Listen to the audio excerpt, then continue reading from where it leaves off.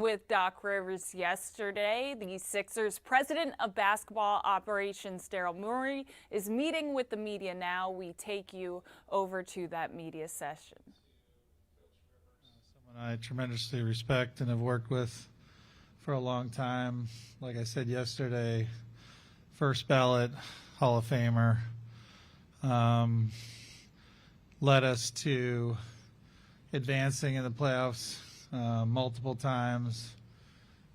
Just really us and one other team have even advanced in the playoffs the last couple of years. And look, winning's hard, and Coach Rivers was a great leader and someone I learned a lot from.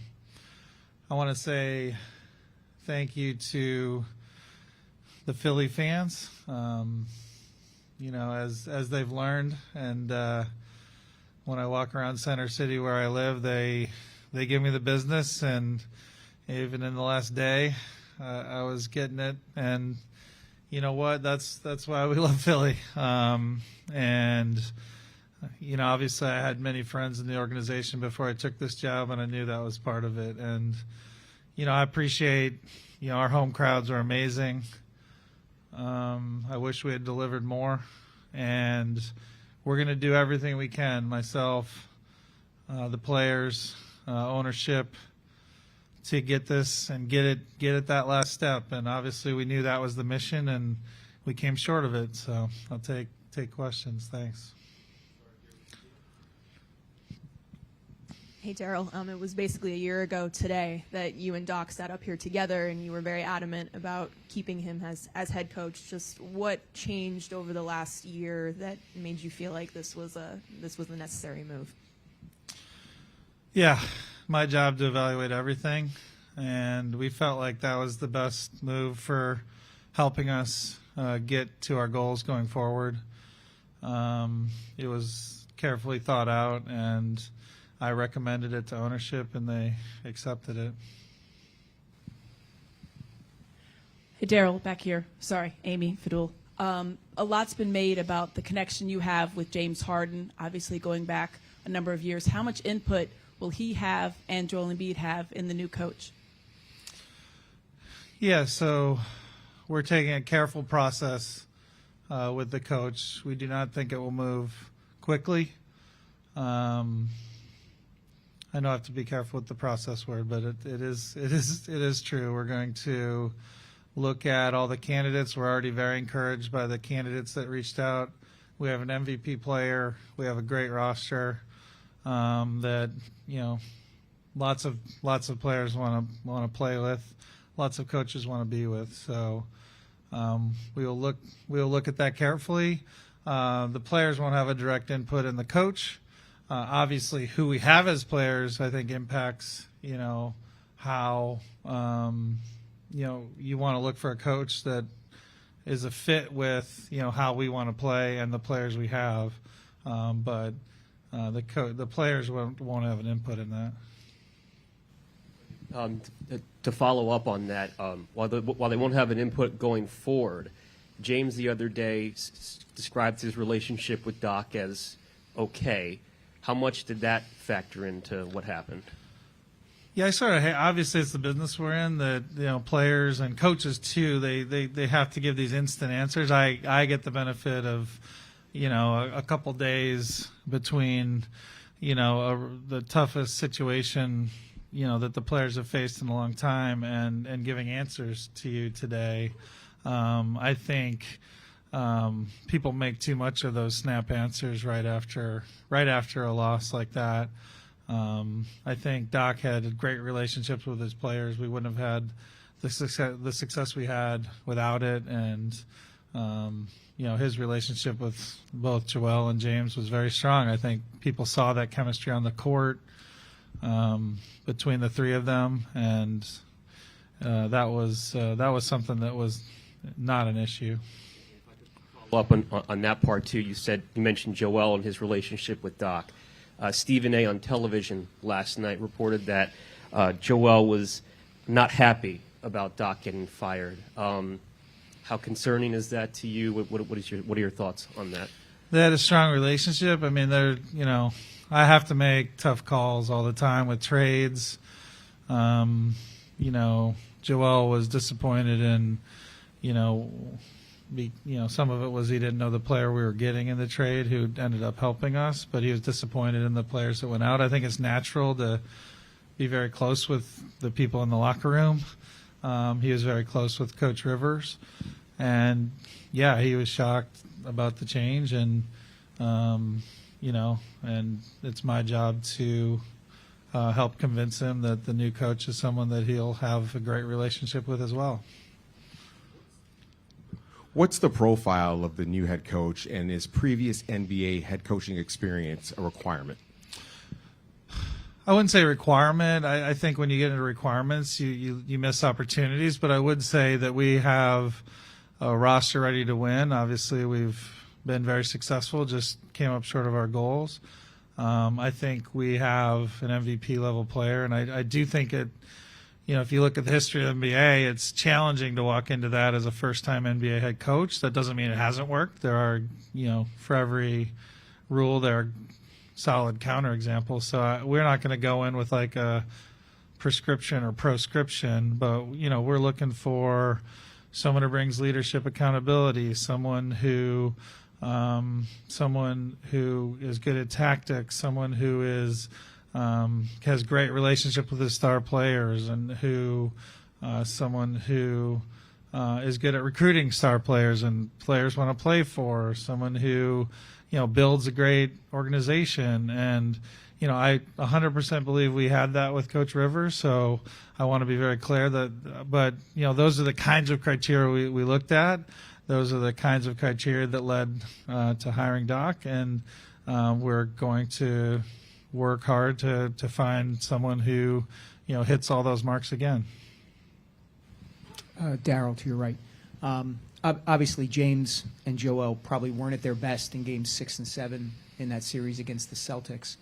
Didn't play as well as they had played or could play. Is your logic behind the move that a different coach can extract more from them, in particular in situations like that? Well, I think both Joel and James came up big in a lot of games. I think, obviously, look, we win or lose as a group, as a front office, players, coaches, collectively. I think sometimes it's how we're guarded. Sometimes it's things like that. But it's not no loss or win is on any one player. And both Joel and James had big games during the playoffs and during all 3 years since I've been here. Well, Joel in all 3 years and James in the last year and a half. So, yeah, I felt like that a change had the ability to help us going forward. Trent Krim. Okay. Daryl, with the lack of progress of being able to get past the second round, how much responsibility, since you're the one that puts the team together, how much responsibility do you think you have in this team not getting further than they did? Yeah, I think number one, me. It is a collective effort, but I was brought in for a reason, just like Coach Rivers was. So I would put it on myself first. And I don't accept that we haven't advanced. I do think we're a much better team than we were the prior year or the year before that. We've set sort of a arbitrary line that I understand. I'm not rejecting that. That's obviously to win the championship, you have to make it farther than the second round. So I understand the math of that. But I would say there's been a lot of progress within that, in that, Maxey taking big steps forward, Joel progressing to the MVP. I think James Harden is better than the second best player we've had. This year we lost to a heck of a team than the Boston Celtics, who have a very good chance to go on to win the championship. And yeah, so progress is there in my opinion. And I promise you next year, if we make the conference finals but fall short, Howard or others will be writing how we just have never made the finals. And so look, our goal is to win the championship. It's not to make the second round or third round. So I would understand that as well. So, okay, it is a results business. Yeah. Okay, haven't gotten past the second round. When you talk, I would say, to be fair, I would say we haven't won the championship. I'm just saying, I would reframe it that. Let's just reframe it that way. Would be how I would say it. What do you tell ownership after you let go of the coach as to why you should keep your job? I tell ownership winning's hard. We have made progress. And frankly, I feel like I'm the best guy to lead the 76ers, and ownership believes that. And then if we don't advance, I understand if something happens from there. I guess you reset that bar there and said you didn't win the championship. If Doc had won one more game, would this move have had to be necessary?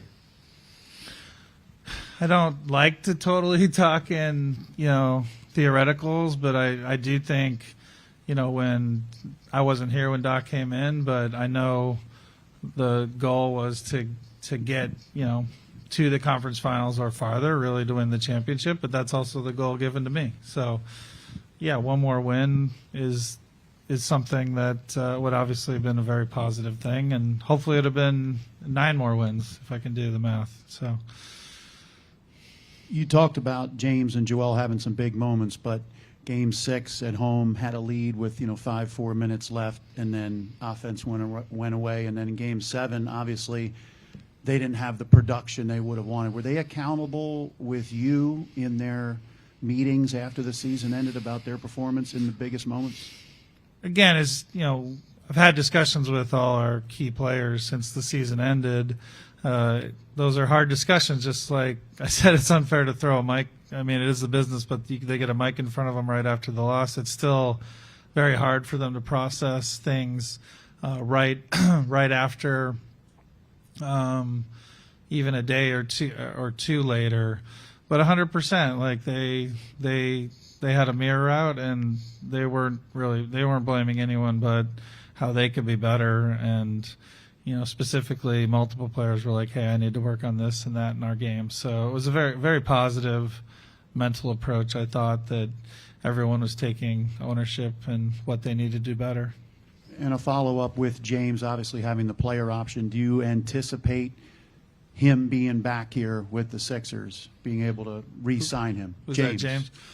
We can't have those discussions yet, but we are interested in bringing him back. Well, that's the only way to do it. Daryl, on the subject of accountability for your star players, I know a big theme at the end of the last couple of seasons has been, guys saying we weren't tough enough, or didn't do this, we didn't do that.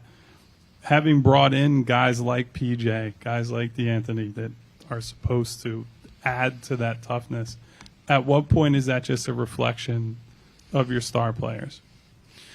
Well, I think in general, I do think we improved on the toughness angle. I think, having been in this business for a long time, when you lose, there's going to be something to point to, right? So I do think it was very important, and the elements PJ added and Melton added were really critical for us. But really the problem we have is the one Howard had. Like or whoever asked me about one more game. Like we didn't outscore the opposition by 1 point more one more time in the second round. So, like, at the end of the day, it's a whole mix of players, toughness, shot making, rebounding, offense, transit. Like it's a big mix of that. And only a couple players in the league push all the buttons across all those elements. And so you can add toughness, but then,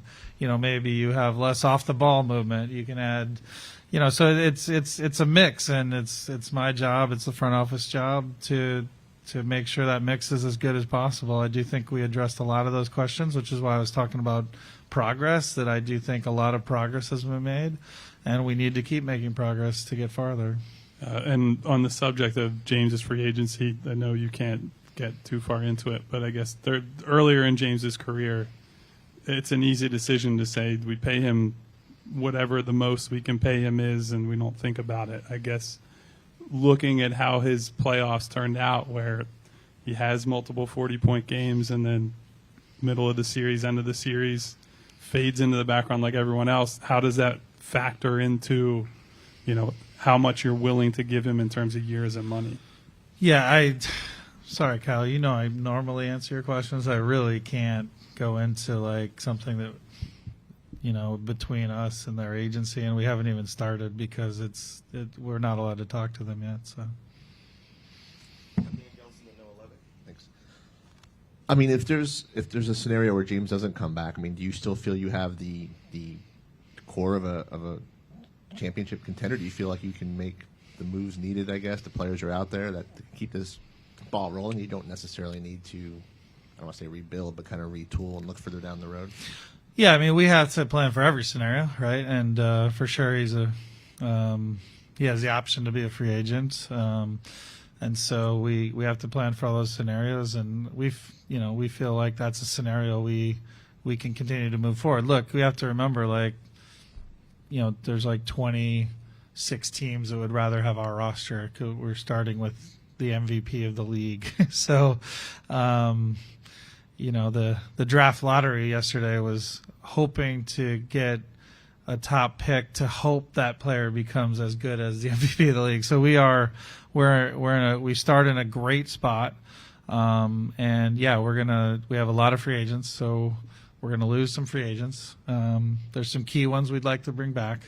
But we feel good about the alternate scenarios as well.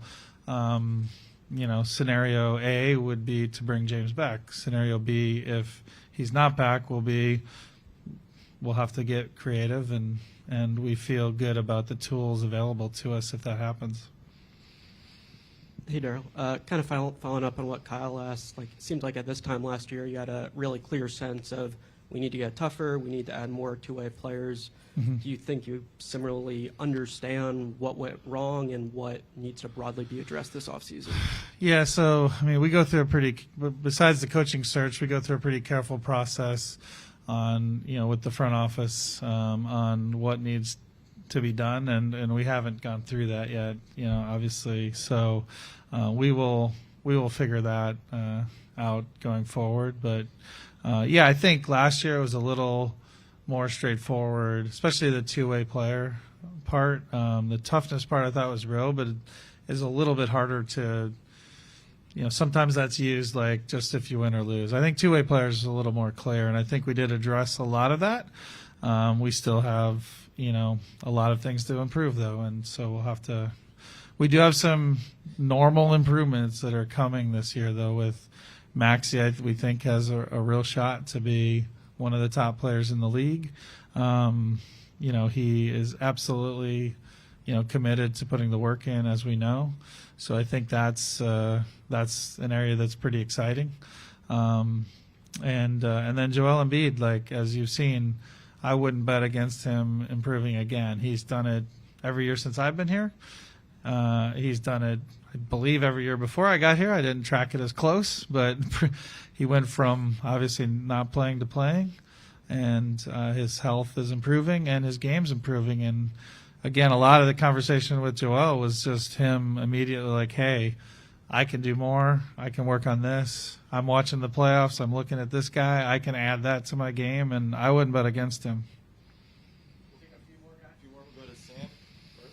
Sam, Gina, and then we'll go to Daryl, you already kind of alluded to this, but you mentioned of the traits you want in a coach, tactics. I know you kind of have more discussions to do, but as far as what you're looking at right now, what specific tactics are you looking to improve on going forward? I was just trying to lay out the entire criteria. I actually think people put too much importance on that. It ends up being a much smaller part of the game than people expect. Relative to working with your star players, recruiting star players, things like that. It is an important element, but it tends to get overvalued. It tends to get overvalued by people like me, frankly, because it's an area that, I just naturally have an interest in, and I think a lot of people do. But it can only be one part of the puzzle. I promise you. It's just one part of the picture. So. And then to follow up on that, what do you kind of do to yourself to kind of slow down when you're thinking too much of tactics, kind of slow yourself down and maybe prioritize the other things more so? I'm not really involved in the tactics. The coach handles that. So, I don't, that doesn't even come up. Yeah. Sorry to, yeah. Others? Okay. Sorry, I wasn't sure if I was next. Double question, Gina. I like it. Okay. When you were rattling off some of the other criteria that you're looking for, you did mention that Doc obviously had a lot of those. So is there a missing ingredient or something? Is it just a matter of having a different voice, or I guess kind of what is maybe the difference that you're going to look for in this time around? Yeah, I think I mentioned about the players, right? Look, if you look at players, unless you take some of the all-time greats, Michael Jordan or whatever, who are a 10 on almost every scale. Players, coaches, front office, you have strengths across different things. So sometimes it's a fit thing. It's like, we need a little more of of this and a little less of that. So it's not any specific like we need X. It's like with the new coach, the mix of strengths that they have, how are they going to work with the mix of strengths of our players? And we feel like we can, that this was the right decision to move forward. Sorry, Daryl. Just quickly, I know you've kind of touched on this, but a lot of the names that are out there are coaches that have won championships recently, coaches of the year, candidates, and winners. How much stock do you put in that, a proven winner, as opposed to maybe a younger coach that hasn't had that chance yet? Yeah, it's part of the mix. I mean, the available coaches is very strong, and that's why we're encouraged by the ones that have reached out to us already. As you mentioned, recent championships. It's a factor. I mean, it's a factor. Definitely not a litmus test, but all else equal, I do think that can lend a lot of credibility with players that, hey, I just did this. I think that matters. And it's why adding like a PJ Tucker last year is also a positive. Hey, when I just did this with Milwaukee, these were some of the key elements, and I know that gave him a lot of voice in the locker room. You mentioned that Joe has had big moments in this series, but throughout his career, his efficiency in the second round takes a very big hit. I guess, why do you think that is, and what do you think you can do to put him in a better position? Yeah, that was a big conversation with Joel. Again, led by Joel, to his credit, and working through like, hey, how can I make sure I can still get to my spots? How can I make sure that when they are trying to take this away, I have a counter, things like that. So. Look, it's something that we, and I'll just put it on myself, we need to do a better job that during the season, because the regular season can often be a Wednesday against a bad team, and Joel's so good he can just dominate a game without them doing a lot of keying. That's why I thought a lot of reps against, say, Toronto or Brooklyn this year were good, that they were guarding him with like heavy double teams and different looks. We want to try and make sure that we get him those similar kinds of like high intensity defensive looks during the regular season, and have that be something he's more comfortable in as we get into the playoffs. And so I think that's a big priority, to continue to give him rep after rep, and so he can work on it in the offseason and during the season, so he's ready for the really, really focused defenses that he faces in the playoffs. And I guess just one final one. With the new CBA, there is a second, much more punitive apron. How much does that factor in when you're considering these larger contracts? Yeah, I mean, I think that the details of that new CBA are still haven't been totally finalized, but a lot of them don't kick in till later. So look, I mean, I do think that's something, like, speaking of strengths and weaknesses, that is something that our front office is very good at, is like, finding areas to take advantage of the new set of guidelines we work under, and being creative and finding solutions to make the team better. All right, thanks, guys. Appreciate it. Thanks. All right, be sure to check out all of our additional coverage over at NBCSportsPhiladelphia.com as the Sixers proceed through this offseason and this coaching search. Thank you so much for joining us here on NBC Sports Philadelphia.